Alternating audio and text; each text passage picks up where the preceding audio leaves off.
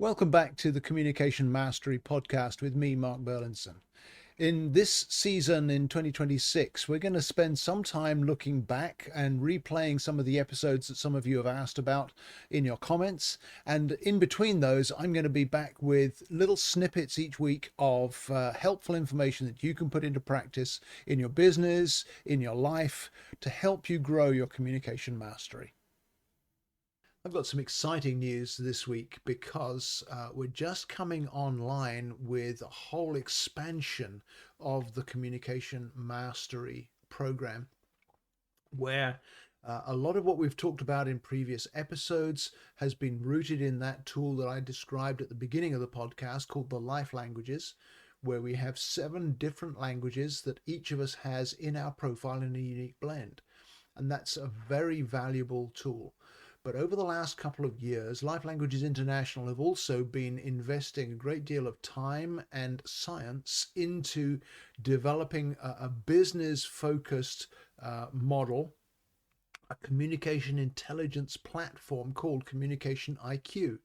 And it's based on assessment driven insights. So there's an assessment that your team can take. Each of your employees, all of your managers, even the C-suite, the executive level folks can benefit from taking this assessment and getting the insights from it, where the percentiles for each of the 7 styles will give you an understanding of, when you walk into a room, where do you stand relative to everyone else in that room in the way that you prefer to communicate. You will have 1 or 2, maybe 3 styles where you are higher than 70-80% of the people in the room with that style. So you walk in knowing I have something to offer. But you also walk in knowing that I must understand that the other people in this room are not necessarily going to hear me the way I would communicate or the way I would hear me. And therefore you have the ability to modify how you show up, to adapt how you show up to the need of the situation. That's a great benefit to any business leader, to be able to have that kind of understanding. It's all about leadership development, helping you to become a more effective leader, but also to see team transformation as your team also understand these assessment driven insights. There's a technical manual that really explains the social science, the clever stuff in the background behind all of this. And because it's data driven and because it's scalable, it's workable for any size of business. And Communication IQ has consultants who can come to you and bring all of that model, all of that understanding, all of that insight to benefit your business in a way that is scalable, like I said, but also that helps you to identify all of the people that your team needs. And so you're going to be able to identify the visionary pioneers in your team. You're going to be able to identify the practical builders in your team. You're going to be able to highlight the inspirational connectors in your team, as well as the protective empaths in your team. Every team needs to have at least somebody who's going to be empathic to others around them, to see where the team is at on an emotional level, and to protect each member from being harmed by each other unwittingly. You're also going to be able, and this is probably one of the most important ones in a business team, but you're going to be able to identify the operational strategists and to help them not simply focus on strategy, but also to focus on the team so that the two can work together. Every team needs resource managers, and they will come to the fore through this assessment, as well as those who are inquisitive thinkers, the ones who want to discover things that the rest of us would miss.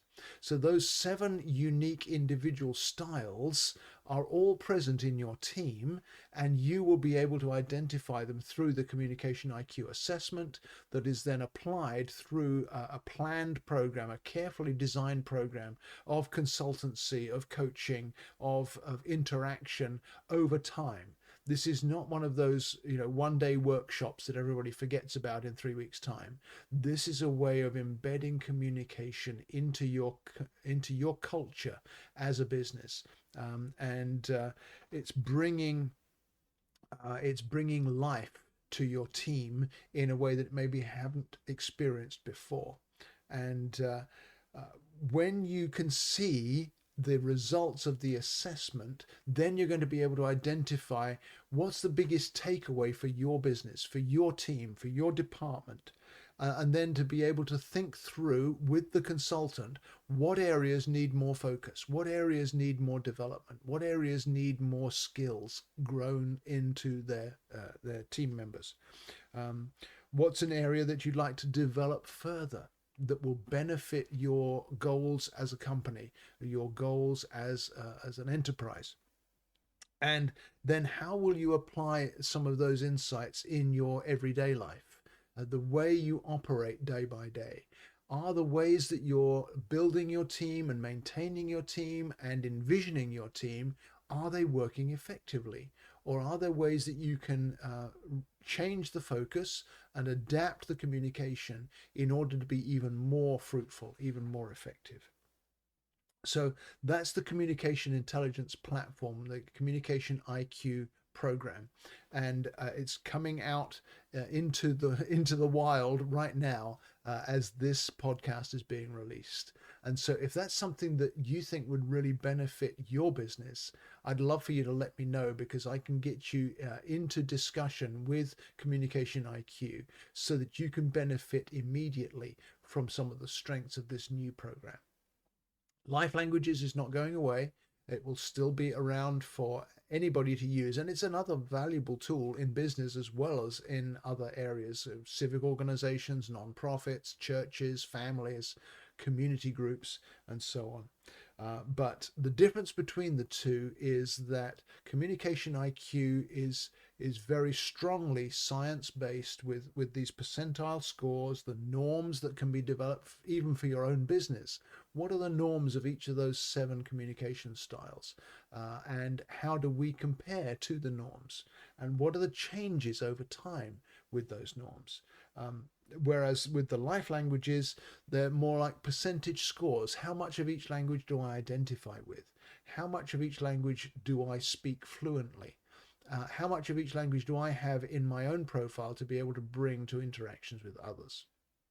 And that profile report from the Life Languages is ideal for the sort of the more everyday life settings, if you like. Whereas Communication IQ is specifically for the business world. You can use both in business, but I want to encourage you to consider Communication IQ, because I think it could really be the difference for you. I've been waiting a couple of years for this to be available. I'm really excited about the potential that it brings to the table.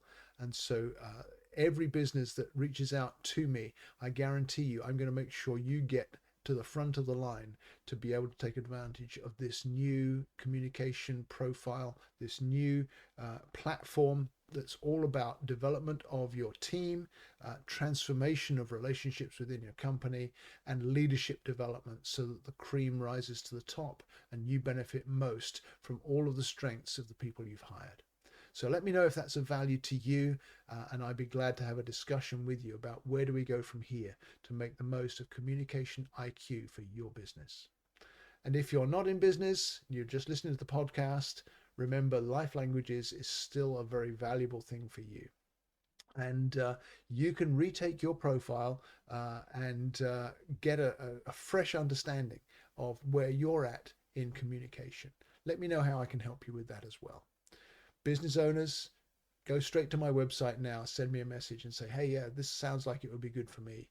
Let's talk. I look forward to hearing from you, and we'll see you back next week. Thank you so much for listening to today's episode. It would mean a lot to me if you'd rate and review the podcast so it helps more listeners to find us. But also, would you give me your feedback on things you'd like to hear about in future episodes?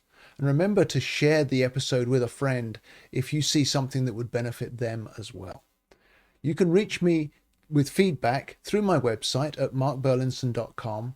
Just click on the contact button and send me a message. I respond to everyone personally, and I really want to hear from you.